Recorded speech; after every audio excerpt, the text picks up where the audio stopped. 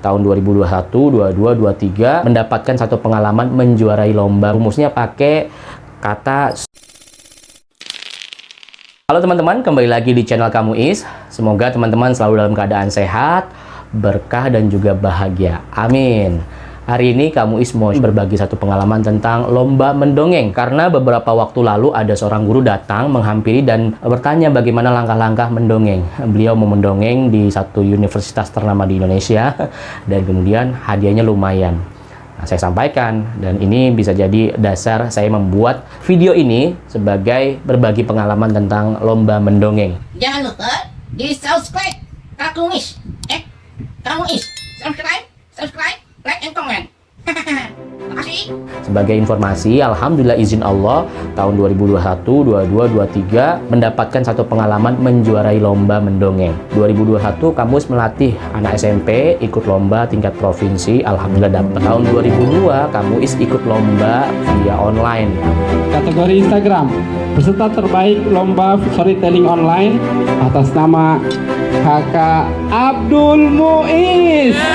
Alhamdulillah dapat juara utama. Tahun 2003 melatih anak SD juara 1 dan juara 3. Alhamdulillah. Nah, dasar inilah yang akan kami sampaikan berbagi kepada teman-teman yang akan mengikuti lomba. Dan langkah-langkah ini bisa diterapkan di dua kondisi. Yang pertama adalah bila Bapak Ibu ingin mengirimkan anaknya lomba mendongeng, boleh pakai cara ini, atau Anda yang memang ingin jadi peserta lomba mendongeng. Kita coba ya cara-cara, langkah-langkah apa saja yang perlu kita lakukan. Yang pertama, hadirkan atau konsultasikan kemampuan kita kepada pendongeng yang memang dia hari-harinya mendongeng aktivitasnya. Orang pendongeng. Kenapa itu perlu lakukan? Ilustrasinya seperti ini. Kalau misalkan kita sakit mata dan kemudian kita datangnya ke dokter umum, sepertinya itu penyelesaiannya tidak akan utuh, atau mungkin masih harus dilakukan lagi tahap selanjutnya. Maka langkah terbaiknya adalah datang ke dokter spesialis. Nah, nanti dokter spesialis itu akan menyampaikan ribuan pengalamannya, alat-alatnya sudah disiapkan, bahkan obat-obatnya, dan juga saran-saran yang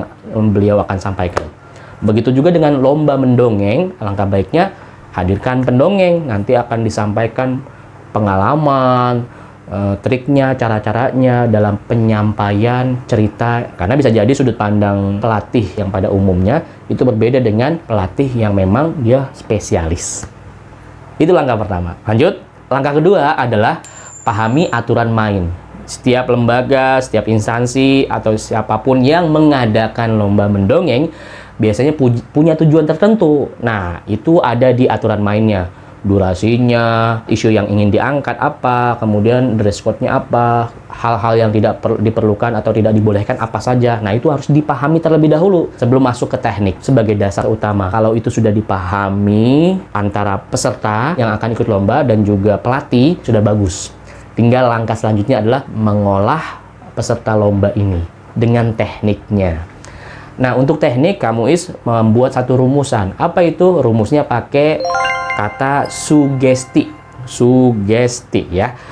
Sugesti maksudnya apa tuh Kamu Is? Su itu artinya suara, G itu artinya gerak, ST itu sikap terkendali, terkontrol, dan I adalah improvisasi. Jadi dalam penyampaian cerita, teman-teman perhatikan suaranya.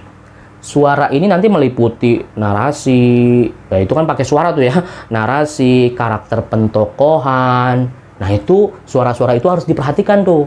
Jangan sampai intonasi suara itu monoton, karakter tokoh tidak ada. Nah, itu perlu diperhatikan. Nah, itu harus dilatih suara, ya kan? Jangan sampai nadanya tinggi terus. Itu nanti membuat dewan juri pusing mendengarnya ya. Nadanya tinggi terus atau power suaranya nggak ada. Nah, ini krusial nih untuk suara nih ya. Karena kan mendongeng itu esensinya kita mendengarkannya, mendengar cerita. Jadi ini poin utamanya di cerita suaranya nih. Yang kedua adalah gerak. Jangan disamakan antara lomba mendongeng dengan lomba teater. Kalau teater kan gerak ya. Kalau lomba mendongeng ya itu cerita, audien mendengarkan, bukan menyaksikan visual, tapi suara, cerita-cerita yang melahir dari mulut kita.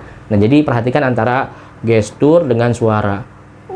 Gestur jangan berlebihan, tidak menggebu-gebu sampai jatuh-jatuh, itu kayaknya enggak ada. Itu larinya ke lomba teater kali ya, atau lomba silat. Jadi untuk gestur ini diperhatikan nih, ada gestur-gestur yang sederhana tapi mewakili dari kata-kata cerita yang disampaikan. Lalu sikap terkendali ini apa ya? Sikap terkendali itu artinya ekspresi yang kita sampaikan itu kita kendalikan. Ekspresi sedih, ekspresi bahagia itu dimainkan. Lalu penguasaan panggung, penguasaan sikap. Bila nanti ada mic-nya mati, bagaimana pengendalian kita? Bila nanti properti yang kita mainkan, propertinya tidak sempurna, bagaimana sikap kita mengendalikannya? Ini adalah pengendalian saat kita tampil, terkontrol, ketenangan dalam menyikapi satu permasalahan, yaitu di atas panggung saat bercerita. Yang terakhir adalah improvisasi, improve, kreativitas yang perlu kita mainkan. Misalnya tema yang diangkat adalah tema ini ya, suatu daerah, cerita-cerita daerah. Maka dari cerita tersebut, ada nggak yang perlu kita improve, kita kreativitaskan, bukan mengganti ceritanya ya dengan alurnya berbeda. Bukan, maksud Kamuis adalah misalnya dari sebuah cerita, ada nggak sih improve yang bisa kita masukkan, misalnya ada kreativitas suara yang kita masukkan di celah-celah paragraf yang ada. Misalnya, di pagi hari ada seorang pangeran menunggangi kuda. Atau suara ayam pagi hari di sebuah daerah bernama Tangkuban Perahu. Nah itu kan kalau di naskah memang nggak ada suara ayam kan, kita pakai aja itu untuk menambah kreativitas, improvisasi dalam cerita.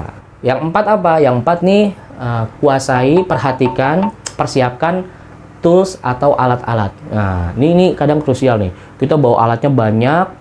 Ketika properti yang terlalu sibuk dengan properti sehingga tidak fokus pada cerita, itu biasanya berakibat fatal. Jadi nggak fokus pada konten ceritanya, tapi fokus pada propertinya. Nah itu jangan sampai terjadi. Lebih baik cari properti yang sederhana, yang tidak membuat kesulitan anak atau peserta menyampaikan ceritanya. Main boneka juga harus diperhatikan bagaimana gerakan bonekanya itu, jangan sampai bonekanya tidak punya ekspresi, wajah kita yang melamar ekspresi, bonekanya nggak dimainkan ekspresinya. Nah ini juga harus diperhatikan. Yang kelima adalah tambahan aja ya. Biasanya kalau pemain bola mau tanding itu biasanya kadang mengenali dulu lawan kita siapa nih, teknik apa yang dia punya.